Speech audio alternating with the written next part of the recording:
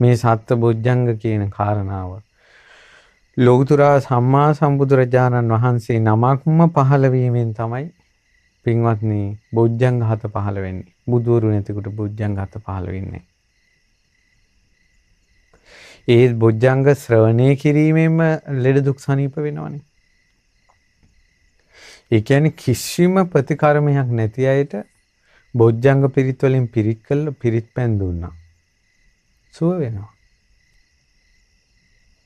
ඉතින් ඒක එක එක්කෙනාගේ ස්වභාවය. Tamande පිරිත ගැන තියෙන ශ්‍රද්ධාව, නිතර ඇසීම, නිතර සජ්ජායනා කිරීම. ලෙඩ දුක් කරදර වැඩි අය හවස තිරුවන් වන්දනා කරනකොට පිරිත් වලට බොජ්ජංග හත එකතු කරගන්න. ගෙදර රෝගියෙක් ඉන්නකොට ඒ රෝගියාට සිත පැතීමට බොජ්ජංග පිරිත මේ යොදා ගන්න. මම අහලා තියෙනවා ඒ වගේම මේ අපි දන්න අයත් ඉන්නවා. මේ බොජ්ජංග පිරිත් කියද්දි සමහර ලාවට දැන් අපි කියමුකෝ දැන් කියනවානේ සති සම්බොජ්ජංගෝ කෝ මොග්ගල්ලාන සති සම්බොජ්ජංගේ පින්වත් මොග්ගල්ලාන මම මනාව දේශනා කළා කියලා මේකේ තියෙනවානේ පාලි වචනේ. ඕකට ලෙඩාගේ නම දානවා. සති සම්බොජ්ජංගෝ කෝ මොග්ගල්ලාන කියලා එයාගේ නම පියදාස නම් සති සම්බොජ්ජංගෝ කෝ පියදාස කියලා. මේක වැරදි. දැන් අපි කියමු අඟුලිමාල පිරිතෙන් අපි පිහිට ගන්නෙ යතෝ හම් බගිනි අරියාය ජාතිය ජාතෝ නාබිජානාමි සංචිතපානං ජීවිතවෝරෝපේතා කියලානේ. තේන සත්‍යේන සොත්ති තේ හොතු සොත්ති ගබ්බස්සාද. ඒතර අපි නෙවෙයිනේ මේ ආර්ය ජාතිය ඉපදුන දා ඉඳලා ප්‍රාණඝාතය නොකලේ අඟුලිමාල මහරහතන් වහන්සේනේ. ඊළඟට දැන් අර මං බඩේ හිනාවක් කැවිච්ච කෙනෙකුට අඟුලිමාල පිරිතෙන් පිරිත් කළා පැන් බීලා ඒක නැති වෙච්ච එක තමයි මං කියවනේ. එතකොට නමුත් පිරිත තියෙන දරුවෙක් ලැබෙන එක ගැනනේ. දැන් හිනාවකට කොහොමද පිහිට ආවේ?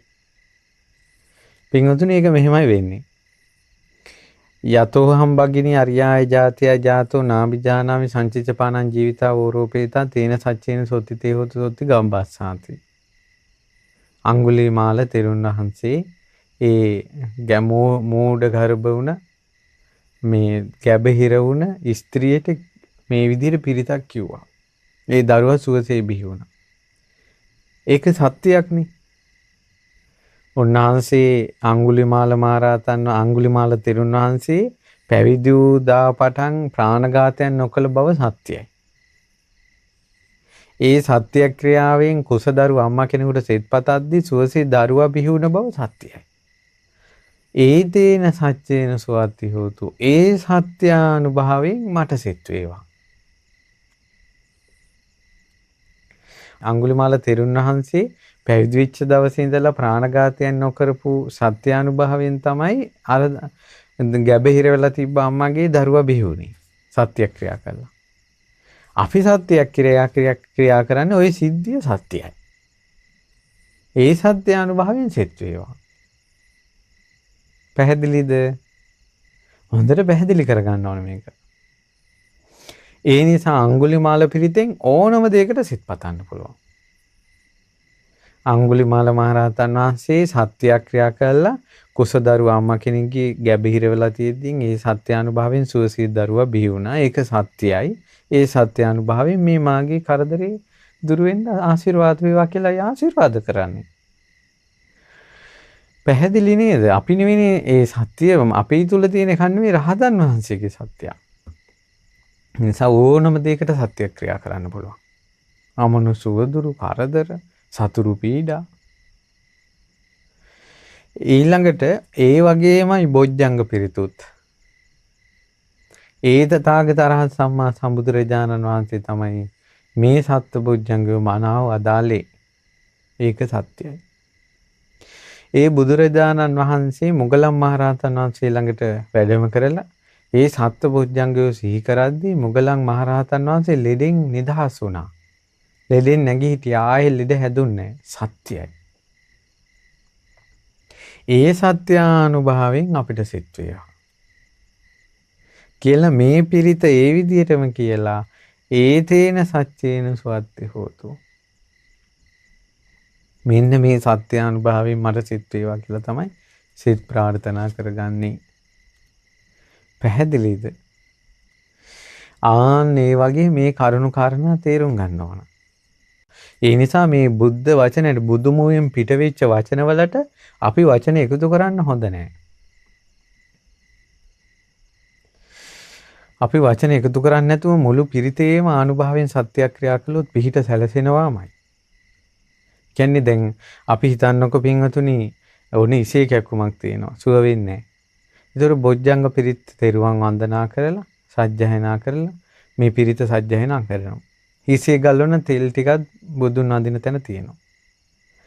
තියලා ඊට පස්සේ යාගේ හිසට තෙල් දානකොට අර මේ බොජ්ජංග පිරිත් වලින් පිරිත් කිකියා පිරිත් කරපු තෙල් හිසට දානවා. ওই විදිහට දවස් කිහිපයක් දාගෙන යනකොට Tamanටම පුදුම හිතෙනවා. මේ අවුරුදු ගාණක් සුව නොවිච්ච රෝගී එහෙම අඩු වෙවි යනවා කියලා. අපි දන්න උපාසක මහත්තයෙක් හිටියේ උපාසක මහත්තයාගෙත් කකුල් පණ නැතුව ගියා. ඒතර කකුල් පණ නැතුව ගියාට පස්සේ ඒත් පිරිත් කරපු බෙහෙත් තෙල් බොජ්ජංග පිරිත කිකිය දවස් මම හිතේ 5ක් විතර. දවස් 5ක් විතර බොජ්ජංග පිරිත් කිකිය පිරිත් තෙල් ආලේප කරනකොට එහෙම සම්පූර්ණ කකුල් දෙක තිබ්බ මට්ටමට ප්‍රකෘති වුණා. ඒ නිසා බොජ්ජංග පිරිත කියන්නේ සුළුපටු පිරිතක් නෙමෙයි. අසනීපයක් කරදරයක් තියෙනවනම් අඟුලිමාල සෑය ළඟට නැත්නම් රුවන්වැලි මහා සෑයට ජයශ්‍රී මහ බෝධිනාථ ළඟට තූපාරාමේ ළඟට දලතා වංශේ ළඟට මේ පැණි ගිතෙල් ආදී ඖෂධ වර්ග පූජා කළා පෑන් පූජා කරලා මල් පූජා කළා සුවඳ පතුරලා පහන් දැල්වලා විවේකයෙන් පැත්තක ඉඳගෙන තෙරුවන් වැඳලා ලස්සනට බොජ්ජංග පිරිත් සජ්ජායනා කරනවා. හැම ගෙදරකම පුරුදු විය යුතු දෙයක්. ඇයි මිනිස්සු ඔක්කොම ගිලන්නේ පින්වත්නි? කවුරුත් ලෙඩ වෙලා ඉන්නේ. ඒ නිසා මේ ඔබගේ වන්දනාවට බොජ්ජංග පිරිත් එකතු කරගන්න. හරි උපකාරයි. හරි ශාන්ත දෙයක්. ඒ නිසා මම නම් ගිලන් වුණාම හරි ආසයි බොජ්ජංග පිරිත් අහන්න. ඔබත් ආස කරන්න බොජ්ජංග පිරිත් අහන්න කටපාඩම් කරගන්න. නිතර දෙවේලේ බොජ්ජංග පිරිත් ඇහෙනවා නම් කොච්චර හොඳද?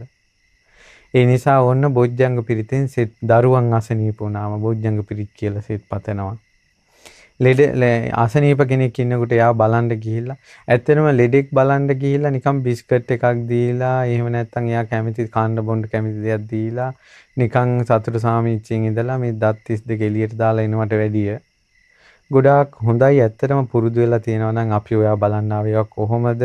ඔයා හොඳින් ඉන්නවද? ඔයාගේ ලෙඩ අඩුවක්ද පේන්නේ කියලා විස්තර ටිකක් අහලා ඉතින් එයා මොනවා හරි කියන එක උත්සාහගෙන ඉඳලා අනේ ඔයාට සියලු රෝග සංසිඳෙන්න අපි පිරිත් කියන්නම් කියලා මේ යාට සෙත් පතලා බොජ්ජංග පිරිත් කියලා සෙත් කරලා එනවනම් ඒ තරම් ගිලන් වෙච්ච කෙනෙකුට කරන්න පුළුවන් වෙනත් පහසුවක් නැහැ. ඒකයි. ඒ නිසා ඕන්න අද දවසේ ලෙඩ දුක් වලින් අත් මිදීම පිණිස මේ පිරිත් සජ්ජායනා කරන හැටිත් සකල රෝගියෝ සංසිඳවා ගන්න සත්බොජ්ජංග වඩන්න ඕන කියන කාරණාවත් ඉගෙන ගත්තා.